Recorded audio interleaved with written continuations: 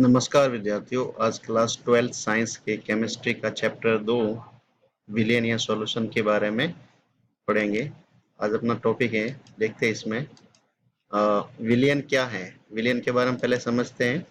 दो या दो से अधिक अवयवों के समांगी मिश्रण को विलेन कहा जाता है, जैसे नमक तथा जल का मिश्रण, ऑक्सीजन तथा नाइट्रोजन का मिश्रण, चीनी तथा जल का मिश्रण आदि। विलेन को अंग्रेजी में सॉल्यूशन कहते हैं, ये आप जानकारी रखते होंगे। देखते हैं इसमें दूसरा है विलेन के प्रकार, टाइप्स ऑफ सॉल्यूशन। समांगी या असमांगी मिश्रण, होमोजेनियस एंड हेट्रोजेनियस मिक्सचर। ये पहले देखते हैं इसमें समांगी मिश्रण क्या होता है, इसके बारे में जानकारी लेते हैं। मिश्रण जिनके अवयवों में अंतर को, यानी कॉन्स्टिट्यूएंट के अंतर पार्टिकल्स होते हैं, उनको अवयव बोलते हैं। अवयवों के अंतर को देखा नहीं जा सकता है, समांगी मिश्रण कहलाते हैं। यूनिफॉर्म मिक्सचर या होमोजेनियस मिक्सचर कहते हैं। समांगी मिश्रण के संगठन तथा गुण सभी जगह एक समान होते हैं, सभी जगह एक जैसे दिखाई देते हैं। आप इसको दोनों को अलग नहीं कर सकते हो। आगे देखते उदाहरण है इसमें कौन कौन से हैं। जल तथा नमक का विलयन, जल तथा नमक का जो विलयन है वो एक टाइप का मिश्रण है। दूसरा है जल तथा चीनी का विलयन, जिसको ये भी एक टाइप का मिश्रण है। किस टाइप का मिश्रण है? समांगी, होमोजीनियस मिक्सचर। जल तथा नींबू के रस का मिश्रण, और नाइट्रोजन तथा ऑक्सीजन का मिश्रण है, फिर ब्रोंज आदि। ये जो इसके कुछ उदाहरण दिए गए। अब इसके बारे में पढ़ते हैं थोड़ा। समांगी मिश्रण या होमोजेनियस मिक्सचर क्या होता है। समांगी मिश्रण को अंग्रेजी में होमोजेनियस मिक्सचर या होमोजेनियस मिक्सचर कहते हैं।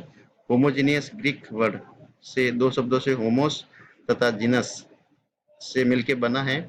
इसमें होमो का अर्थ होता है एक समान, सेम या बराबर, तथा जीनस का अर्थ होता है जाति, प्रकार या किस्म, वैरायटी। अर्थात एक ही प्रकार का या एक ही जाति का या एक ही किस्म का मिश्रण समांगी मिश्रण कहते हैं। और समांगी मिश्रण ही विलयन कहलाते हैं। जब भी विलयन की परिभाषा आती है तो क्या बोलोगे आप? समांगी मिश्रण को ही विलयन या सॉल्यूशन कहते हैं। क्यों कहते हैं? क्योंकि इसमें जो अवयविक कण होते हैं उसको आप अलग नहीं कर सकते हैं। आगे देखते हैं असमांगी मिश्रण, हेट्रोजेनियस मिक्सचर्स। देखते हैं इसमें मिश्रण जिनके अवयवों को नंगी आंखों से देखा नहीं जा सकता, खुली आंख से आप नहीं देख सकते हो। असमांगी या हेट्रोजेनियस मिक्सचर या विषमांगी मिश्रण या हेट्रोजेनियस मिक्सचर कहते हैं। असमांगी मिश्रण के संगठन तथा गुण एक समान नहीं होते हैं। असमांगी मिश्रण या विषमांगी मिश्रण को अंग्रेजी में हेट्रोजेनियस मिक्सचर या हेट्रोजेनियस मिक्सचर या मिश्रण कहते हैं। आगे देखते हैं इसमें हेट्रोजेनियस ग्रीक के दो शब्दों से हेट्रो तथा जीनस से मिलकर बना है। इसमें हेट्रोस यानी का अर्थ होता है, हेट्रोस का अर्थ होता है अलग अलग, डिफरेंट डिफरेंट। जीनस का मीन्स होता है जाति, प्रकार या किस्म, अर्थात अलग अलग प्रकार की किस्म या अलग अलग प्रकार की जाति का जो मिश्रण होता है उसको असमांगी मिश्रण या हेट्रोजेनियस मिक्सचर कहते हैं। उदाहरण है उसके कुछ दिए हुए। तेल तथा जल का मिश्रण, ऑयल तथा वाटर का जो मिक्सचर होता है वो एक टाइप का असमांगी मिश्रण है। रेत तथा चीनी का मिश्रण, ये भी एक टाइप का असमांगी मिश्रण है। धुआं तथा हवा का मिश्रण, ये भी एक असमांगी हेट्रोजेनियस मिश्रण का उदाहरण आपके इसके अंदर दिया हुआ है। आगे देखते हैं इसमें विलायक तथा विलेय, सॉल्वेंट एंड सॉल्यूट क्या होते हैं, इसके बारे में अपन देखते हैं। पहले देखते हैं सॉल्वेंट, विलायक। विलयन में सामान्य जो अवयव अधिक मात्रा में उपस्थित होता है विलायक या सॉल्वेंट कहलाता है। विलायक विलयन की भौतिक अवस्था निर्धारित करता है जिसमें विलयन विद्यमान होता है। विलायक को अंग्रेजी में सॉल्वेंट कहा जाता है, ये सब आप जानते होंगे। फिर विलेय, सॉल्यूट, जिसकी मात्रा कम होती है। विलयन में जो अवयव कम मात्रा में उपस्थित होता है उसे विलेय या सॉल्यूट कहते हैं। किसी भी विलयन में विलेय एक या एक से अधिक हो सकता है। दूसरे शब्दों में विलयन में विलायक के अतिरिक्त उपस्थित एक या अधिक अवयव विलेय कहलाते हैं।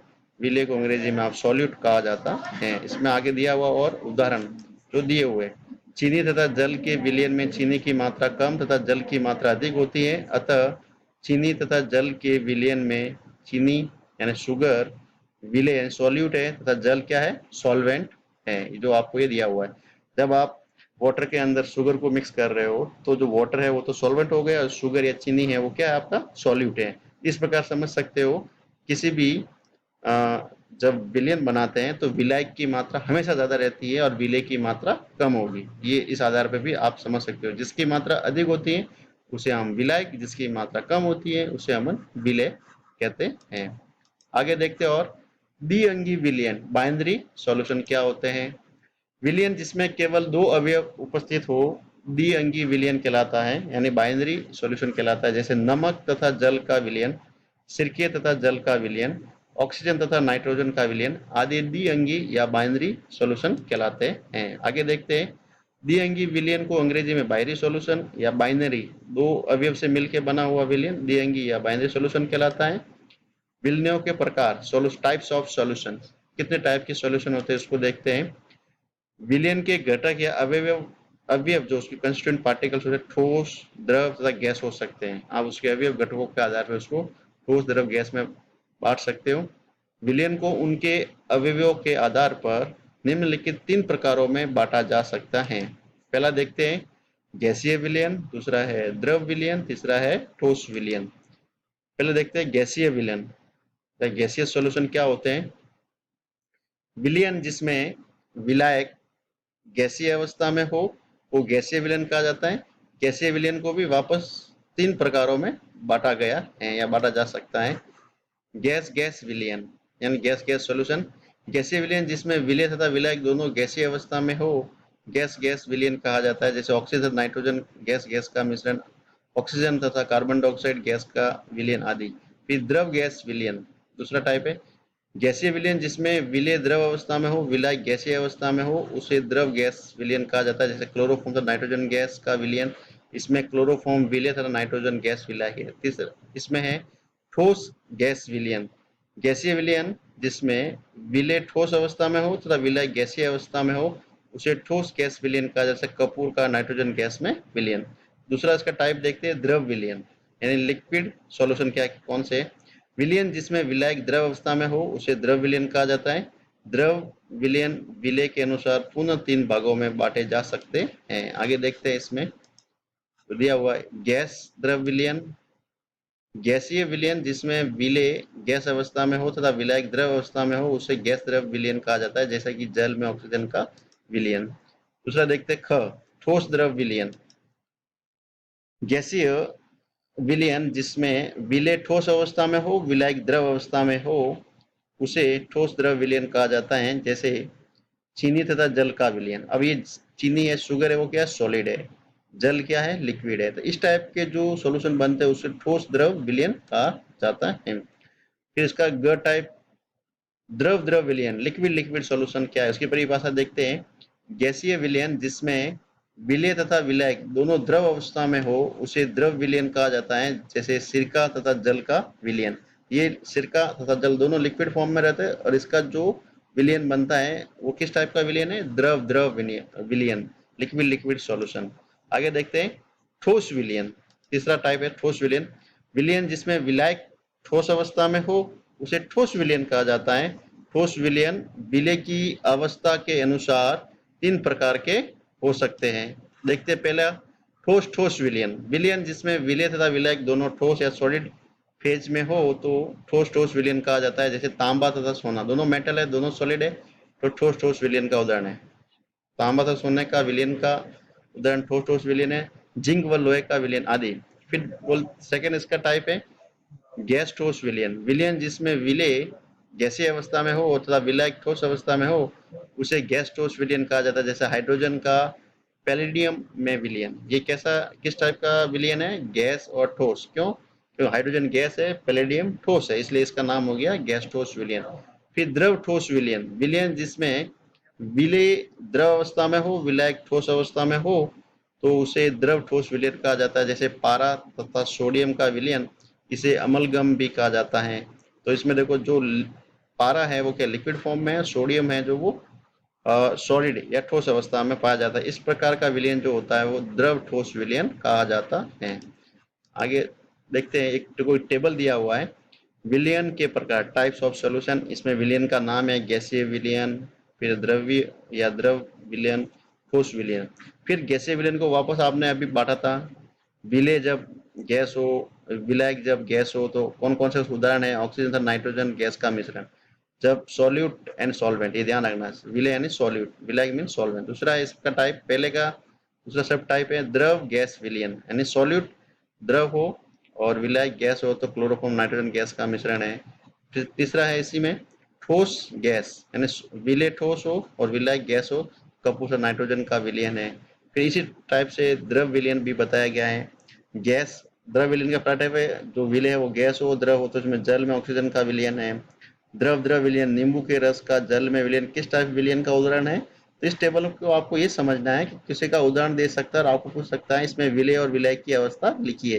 जैसे आपको बता दिया कि नींबू के रस का जल में विलयन किस विलयन के अंतर्गत आता है, तो आपको लिखना है कि विलय भी द्रव है और विलायक भी द्रव है, तो इस टाइप का द्रव द्रव विलयन है और ये द्रव विलयन का टाइप है। फिर नमक का जल में विलयन, अब नमक के ठोस है तो विलय क्या हो गया? ठोस। और किस में घुल रहा है? जल में, तो जल क्या है? द्रव है, तो ये द्रव इसका ये आ गया विलायक के सॉल्वेंट के फॉर्म में, या जल कहलाएगा, जिसको अब ठोस द्रव विलायक का टाइप है। फिर आगे देखते हैं ठोस विलयन, जो सॉलिड तीसरा टाइप है। सॉलिड जो सॉल्यूशन हो तो उसमें देखते हैं, जिसमें पहला है विलेय और विलायक है वो गैस व ठोस के रूप में हो। तो हाइड्रोजन का पैलेडियम में विलयन, हाइड्रोजन क्या है? गैस है। पैलेडियम क्या है? ठोस है, तो गैस ठोस विलयन। फिर है पारा या मरकरी का सोडियम के साथ, पारा क्या लिक्विड फॉर्म में रहता है और सोडियम है ठोस अवस्था में, तो द्रव ठोस अवस्था का उदाहरण है।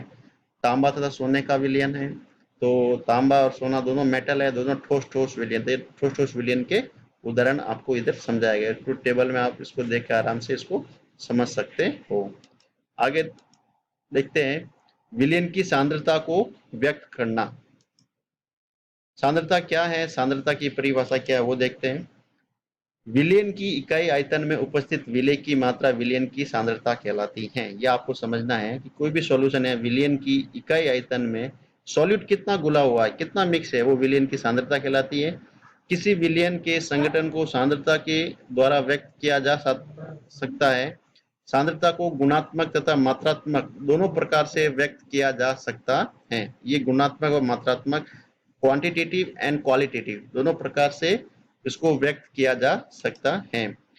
इसमें आगे देखते हैं विलयन की सांद्रता को गुणात्मक रूप से व्यक्त किया जाता है, नहीं क्वालिटेटिव फॉर्म में इसको आप इसको रिप्रेजेंट या वो कर सकते हैं। जब कहा जाता है कि यह विलयन सांद्र है तो इसका अर्थ यह होता है कि विलयन में विलेय की मात्रा अधिक है, यानी सॉल्वेंट के अंदर सॉल्यूट की जब अमाउंट अधिक हो जाता है तो ऐसे विलयन को आप सांद्र या कंसंट्रेशन वर्ड यूज करते हो। दूसरा टाइप है यदि ये कहा जाता है कि विलयन अत्यधिक सांद्र है, तो इसका अर्थ होता है कि विलयन में विलेय की मात्रा बहुत अधिक है, जरूरत से ज्यादा है, तो वो क्या हो गया? वेरी कंसंट्रेशन, बहुत सांद्र हो गया। आगे स्मॉल टर्म आती है, जब ये कहा जाता है कि विलयन बहुत तनु है, तो इसका अर्थ ये होता है कि विलयन में विलेय की मात्रा अपेक्षाकृत कम है, परंतु विलयन की सांद्रता को इस तरह अर्थात गुणात्मक रूप से व्यक्त करने पर भ्रम की स्थिति उत्पन्न होती है तथा सही सही ये पता नहीं चलता है कि विलयन में कितनी सांद्रता है, कितना तनुता पाई जाती है या है विलयन की सांद्रता कितनी है, बल्कि गुणात्मक रूप से सांद्रता को व्यक्त करने पर केवल विलयन के संगठन का अनुमान लगाया जा सकता है। अतः विलयन की सांद्रता को मात्रात्मक रूप से व्यक्त किया जाना बहुत जरूरी है, यानी मात्रा कितनी है, अमाउंट कितनी है, उसमें उसकी क्वांटिटी कितनी है, ये जब तो जब सांद्रता को सबसे सटीक जो उसको व्यक्त करने का जो है मात्रात्मक रूप, इसके इस फॉर्म में अपन व्यक्त करेंगे। Thank you.